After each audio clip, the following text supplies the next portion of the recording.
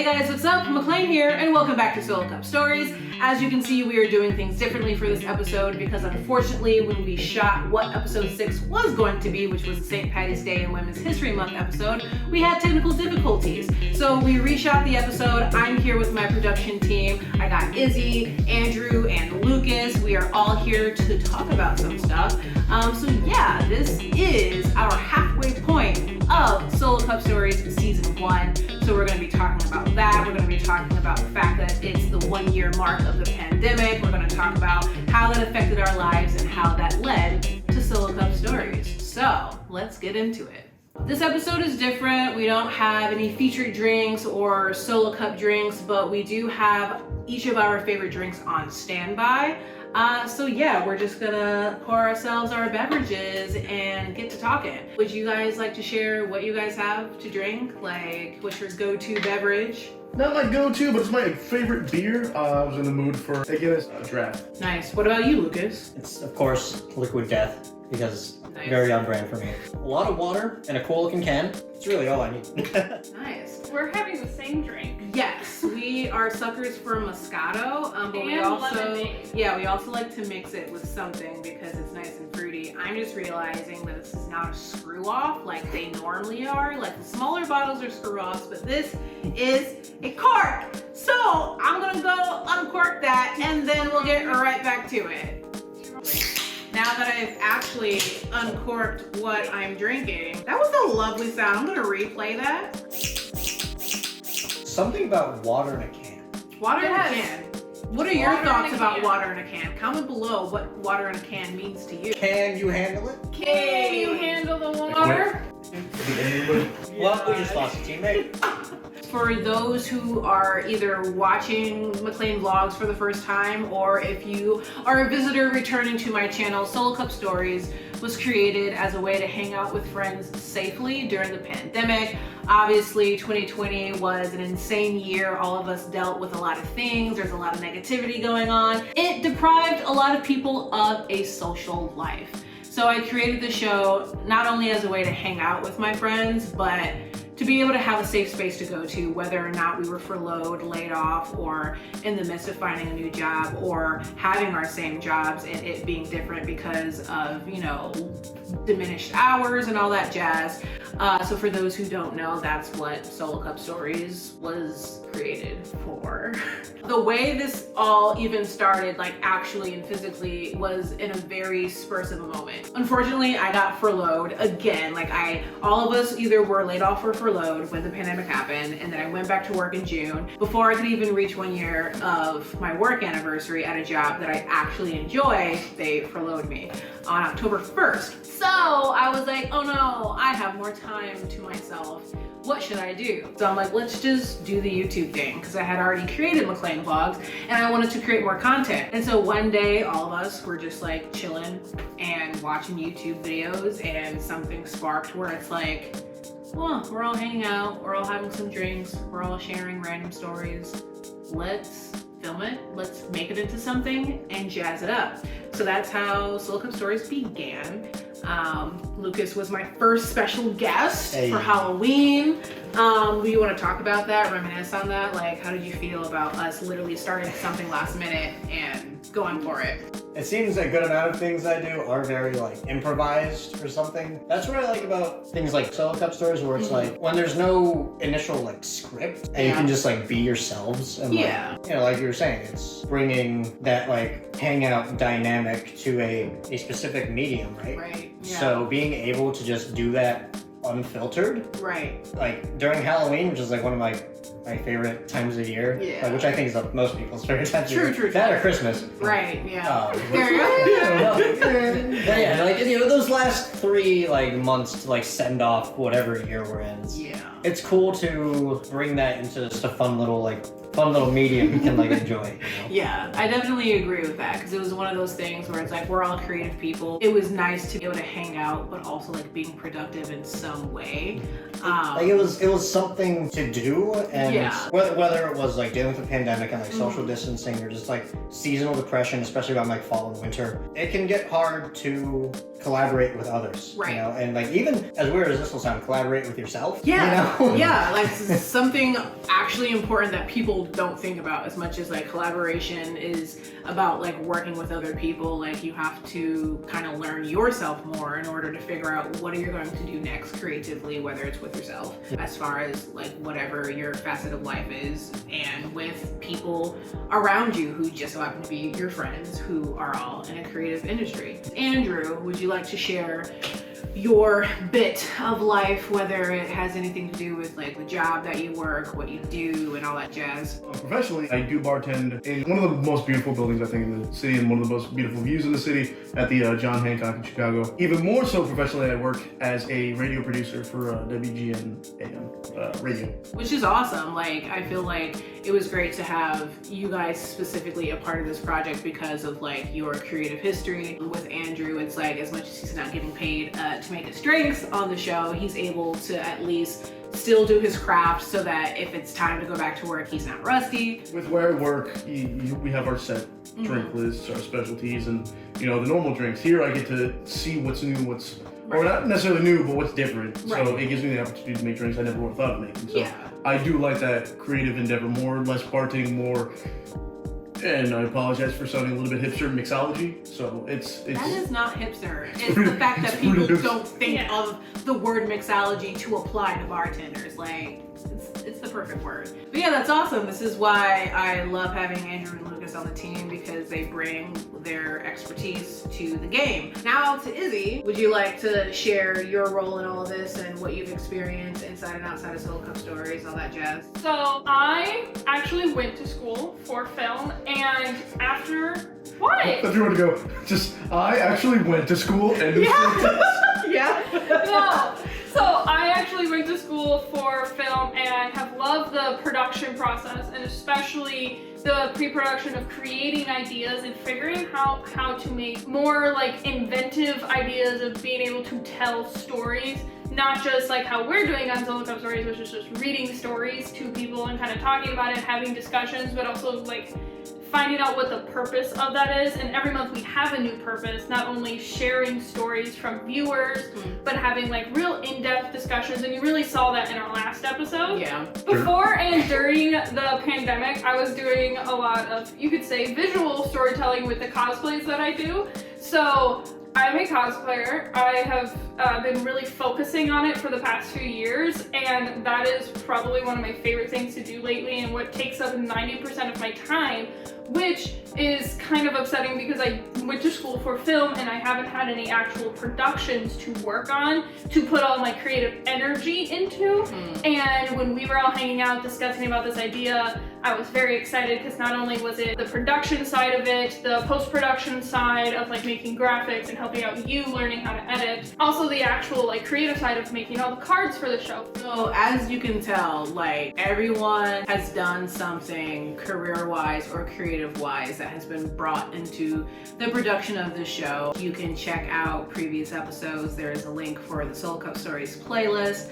And yeah, it's just been a great time. We've been able to hone in our creativity from all of our creative backgrounds to create something special. So that's why Solo Cup Stories is more than just a random YouTube series. It's a form of entertainment that isn't only for our audience, but it's for us. Like it's for something as simple as having something to do from something as complex as getting out of our heads, considering that 2020 ruined most of our lives, and that we can still have a creative mental flow despite not having other creative work to do because of the world. But other than the show being a way for us to like hang out with each other and keep ourselves busy and all that stuff, has there been any like, I guess, highlights of last March to this March? Like other than completely thinking about the negative vibes of the pandemic, like what have you guys been doing outside of Solo Cup Stories to keep yourselves busy? As of March or April of last year, I started streaming on Twitch again with a whole new channel just because it was something to do, honestly. There wasn't much social interaction at the time.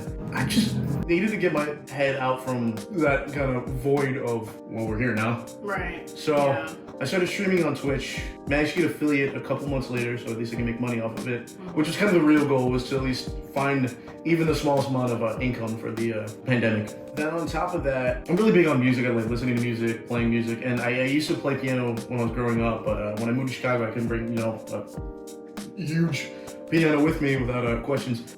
A couple days ago, I walked to a guitar center, dropped more money than I'm willing to admit on a piano so I can actually start doing that again. I wanted to make a song, at least one song in my life, so I wrote one last year, and hopefully by the end of this year it'll actually be a thing. So hopefully that will happen. And how about you, Lucas? So I have been blessed with the fact that I still have my job, which, yeah, that is great for security reasons. Right. But as for everything else, working in a coffee shop during a pandemic where you're dealing with food and drinking and having to see people, and then people don't put on their goddamn masks and they're being rude, it adds stuff, right? So I really needed to focus on things I wanted to do for me. So within that time, to kind of help me through working in this environment, I've been growing my TikTok. August of 2019, I started it. Okay. And then it really blew up in January-ish. And so when I was home for those 2 months, I was really able to dedicate myself to making TikToks and videos. Yeah. I spent a lot of time being able to perfect what I wanted to do with my TikTok, so that was cool. Also, getting the movie I was working on. I was a lead in a movie my brother wrote and directed, which got into a few fests, so that's cool. Nice. Congrats. Yeah, thank you. I don't know when it's coming out, but hopefully soon. I don't want to make any false promises, I guess, about when. As for super recently, I've been really getting back into tabletop RPGs and gaming. Nice. Because I haven't played strongly since 2018. Okay. Nearing junior year of college. So I've been getting back into that. Dungeons & Dragons, Call of Cthulhu, and then some of my favorite board games, Arkham Horror, the card game, other stuff. So taking time to game, to write, to make TikToks, and gotta grow that acting profile, but I'm working on that. Yeah. So Awesome. That's awesome. Speaking of just getting into new things and all that jazz, for those who don't know, RPG means role-playing games. So if you're familiar with Dungeons and Dragons, Call of Cthulhu, the games that you get into character and you join people's campaigns and all that jazz, that's what he's referring to. How about you? What have you been up to? Lucas and I have a lot in common apparently, but I will start my journey of this pandemic I started with joining a friend's campaign, and he wanted to do a one-shot, which if you guys don't know what that is, it is a one night of playing a game, a story from start to finish, and we did, and he asked us at the end, because we had so much fun, he's like, do you want to keep going? Well, now it's almost a year later, so of course, obviously, we've said yes. And we've had a lot of fun streaming it every single Sunday. After a while of playing this D&D campaign called Song in the Wild, I started to stream myself.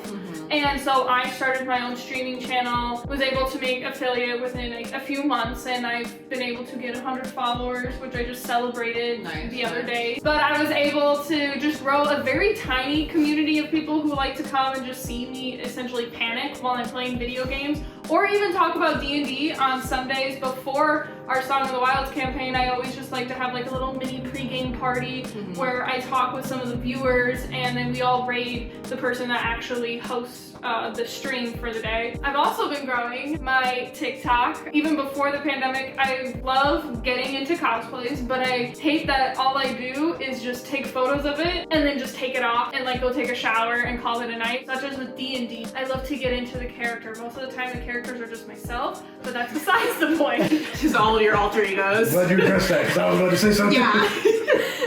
Well, it's fun to be somebody who's myself, but in a different scenario. Being able to go into this fantasy world as myself, but still having fun as somebody else. And so I've been having fun growing on TikTok and being able to make all this fun different content, while also being able to be a part of Solo Cup Stories and creating content with you and all of you, and even playing D&D together. Like we've made our own little tiny community here, and that's been a lot of fun too. That's a great segue to what I was gonna say is, you know, other than us being able to join forces through, you know, Solo Cup Stories and meeting every second Friday of every month to shoot an episode, we've also transferred to doing other things together, because it's like if we're gonna spend a whole night shooting an episode, yeah, we're gonna stay up until 2 or 3 a.m. playing RPGs like D&D, Call of Cthulhu, playing Rock Band, because like no one thinks of playing Rock Band anymore, and just like having fun in ways that we can safely during a pandemic to not lose our minds, so that we can have some form of like social interaction. Just like everyone else, there's a lot of other things that are like happening in our lives. Like once I lost my job, well, I'm furloughed from my job. The first time around, you know, much of my quarantine wasn't